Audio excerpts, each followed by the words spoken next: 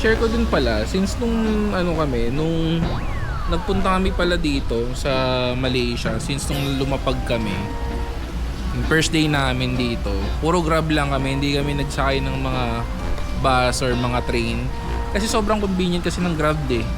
Biruin mo, sasakay ka lang dun sa ano, susunduin ka dun sa hotel mo, 'di ba? Sa place mo. Tapos point A to point B na, wala ka nang problema, wala ka nang iisip. Mura lang ang grab dito, no? Actually, yung mga ano namin during our first day, gumagastos lang kami ng around 100 to 200 na ano na 200 pesos na rate sa pupuntahan namin around dun sa area namin. Sa Ampang kasi kami eh. Sa Ampang yung place namin, sa Reese Residence. So pumunta kami dun sa ano, sa may KLCC, around ano lang 10 Malaysian ringgit lang yung nagastos namin dun. Tapos ngayon nandito, pumunta kami, malayo itong Genting Highlands eh, mula dun sa ano, sa Ampang, sa place namin. Ang nagastos lang namin around 1,000 pesos lang.